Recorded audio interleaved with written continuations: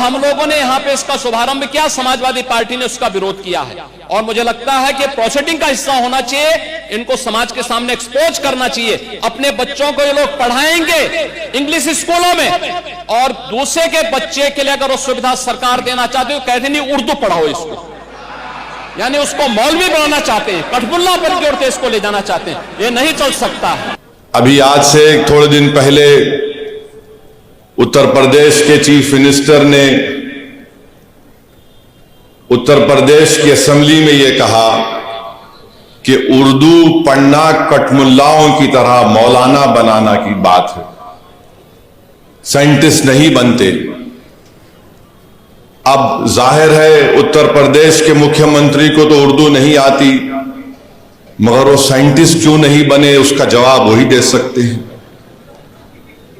उत्तर प्रदेश के मुख्यमंत्री ने कहा कि उर्दू पढ़ने से कठमुल्ले बनते हैं। अब उत्तर प्रदेश के मुख्यमंत्री के जो बुजुर्ग थे या जिस आइडियोलॉजी से वो आती हैं, उनके किसी भी शख्स ने इस मुल्क की आजादी में हिस्सा नहीं लिया। ये गोरखपुर से आते हैं और उसी गोरखपुर से रघुपति साहेब फराख भी आते हैं। फराख गोरखपुरी उर्दू का एक बहुत बड़ा शायर था, मुसलमान नहीं था। अगर शायद असेंबली में कोई उठ के बोल देता मुख्यमंत्री को, तो मुख्यमंत्री बोलते नहीं नहीं उन्हें भी कठमुल्ला है। तो ये इनकी ये इंटेलेक्चुअल कैपेसिटी है इनकी। फराख गोरखपुरी गोरखपुर के शायर थे, उर्दू के बहुत बड़े शायर थे। अब मेरे अजीज दोस्तों और बुजुर्गों, जिसके जहन और दिल पर गहन लग चुका है, तो दुनिया की कोई रोशनी उसके सर पे नहीं पहुंच सकती। फराख गोरखपुरी का शेर क्या है सुनिए, ये बीजेपी आरएसएस वालों को बता रहा हूं, जो उर्दू बोलने वालों को कठमुल्ला कहते हैं। फराख गोरखपुरी ने कहा था, सरजमीन हिंद पर अक़वाम आलम के फराख, सरजमीन हिंद पर अक़वाम आलम के फराख, काफिले बसते गए हिंदुस्तान बनता गया। सरजमीन हिंद पर अक़वाम आलम यानी नेशंस आए इस देश में, बसते गए हिंदुस्तान बना। अब ये जो आर्ग्यूमेंट इनका आरएसएस का है कि नहीं ये बाहर से आए, तुम भी बाहर से आए, जितने आर्यंस है बाहर से आए, अगर ओरिजिनल है तो द्रविडियन और ट्राइबल लोग हैं। फराख गोरखपुरी ने सच्चाई को बयान कर दिया।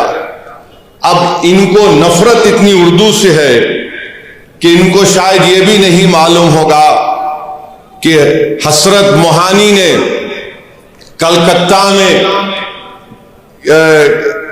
अंग्रेज लीडर कौन था, मॉन्टेग्यू के खिलाफ हसरत मोहानी ने नारा लगाया था। क्या नारा लगाया था? इनकलाब जिंदाबाद, इनकलाब जिंदाबाद। अब शायद इनको यह भी नहीं मालूम होगा कि सुभाष चंद्र बोस, नरेंद्र मोदी उनका स्टैचू लगाए दिल्ली में। अब नरेंद्र मोदी इनको छोड़ दिए, तुम जरा ये बोलते रहो। सुभाष चंद्र बोस जो आजाद हिंद फौज बनाए थे, उसका नारा क्या था? इत्तेहाद, एतेमाद और कुर्बानी। इत्तेहाद, एतेमाद और कुर्बानी नारा था सुभाष चंद्र बोस का, नेताजी सुभाष चंद्र बोस का। इस हैदराबाद से वजीर सुल्तान, एक मशहूर फैमिली थी, उनके एक खानदान के फर्द नेताजी के साथ चले गए भारत छोड़ के। इसी मुल्क में हैदराबाद के सफरानी साहब थे, नेताजी के साथ चले गए। ये नहीं मालूम शायद मुख्यमंत्री को, तो यहां हैदराबाद से हम मुख्यमंत्री को ज्ञान दे रहे। राम प्रसाद बिस्मिल को इनको नहीं मालूम होगा, हिंदू थे।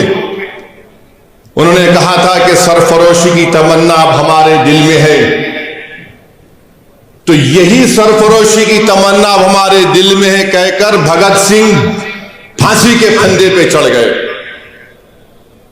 और यही उर्दू के लफ्ज को अल्लामा काफी रहमतुल्लाह अलैह जो मुरादाबाद के थे, अंग्रेजों के खिलाफ जिहाद का फतवा दिया था मौलाना काफी ने।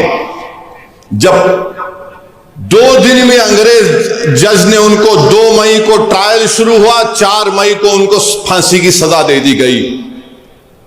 और मौरिख ने लिखा कि अल्लामा काफी के ऊपर इस्तरी गरम करके उनके जिस्म पर चुरके दिए जाते थे। वो अल्लामा काफी जब फांसी के फंदे की तरफ जा रहे थे तो उनके उर्दू के अशार नातिया उर्दू के अशार थे। उत्तर प्रदेश के मुख्यमंत्री, आप उत्तर प्रदेश के मुख्यमंत्री हैं, मौलाना काफी मुरादाबाद के थे। फतवा दिया अंग्रेजों के खिलाफ जिहाद का, कठमुल्ले तुम बोलते ना। क्या कहा था अल्लामा काफी ने?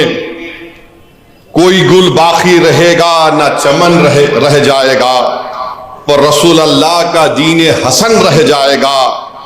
अतलस व कम ख्वाब की पोशा पर नाजा ना हो तुम, इस तने में जान पर खाकी कफन रह जाएगा। नामे शाहाना जहां मिट जाएंगे, लेकिन यहां हशर तक नामो निशान पंजेतन रह जाएगा। ये मौलाना काफी उर्दू के नातिया कलाम पढ़ के मुख्यमंत्री फांसी पे चढ़ गए, आपको नहीं मालूम। और फिर वहीं पर जोश मलियाबादी, इनको मालूम ही नहीं, बस उर्दू से दुश्मनी है। और फिर ब्रिज नारायण चकबस, ये भी हिंदू थे मुख्यमंत्री। इन्होंने क्या लिखा? ए खाके हिंद तेरी अजमत पे क्या गुमान है, दरियाए फैज कुदरत तेरे लिए रवा है। ये ब्रिज नारायण ने लिखा उर्दू में। फिर आज इन्हीं की ये बात, फिर मुजाहिद आजादी मौलाना शौकत अली खिलाफत तहरीक में बहुत बड़ा रोल उनका। राउंड टेबल के लिए बरतानिया गए तो मौलाना शौकत अली ने कहा कि अगर मैं हिंदुस्तान को आजाद नहीं कराऊंगा तो मैं भारत को वापस नहीं आऊंगा।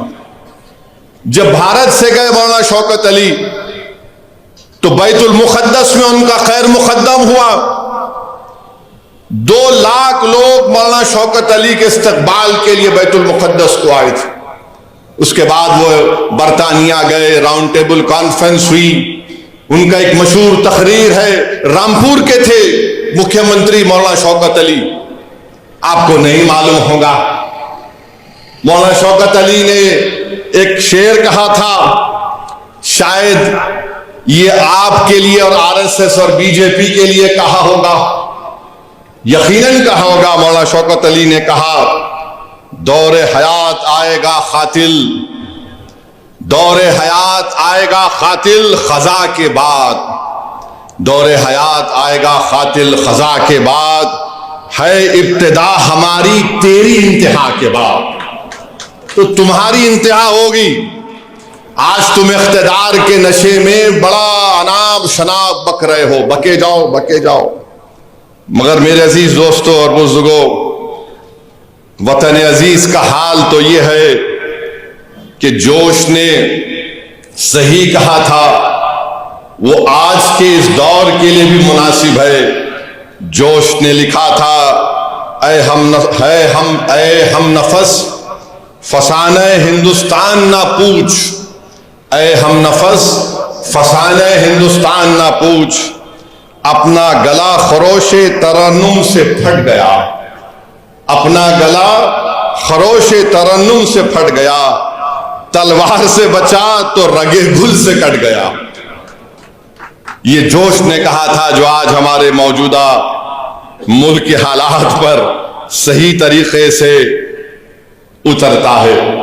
तो हम उत्तर प्रदेश के मुख्यमंत्री को एक और इत्तला दे रहे हैं कि भारत की लोकसभा में ओम बिरला स्पीकर ने ऐलान किया कि जो कोई भी भारत की पार्लियामेंट में, लोकसभा में जो तकरीर में भाषण देगा उसका तर्जुमा उर्दू में होगा। अब आप क्या बोलेंगे स्पीकर को? उर्दू आप जो जबान में देंगे, कई जबानों में तर्जुमा होगा। तो इनको नहीं मालूम ये उत्तर प्रदेश के मुख्यमंत्री को यह भी नहीं मालूम कि उर्दू उत्तर प्रदेश की तहजीब का हिस्सा है।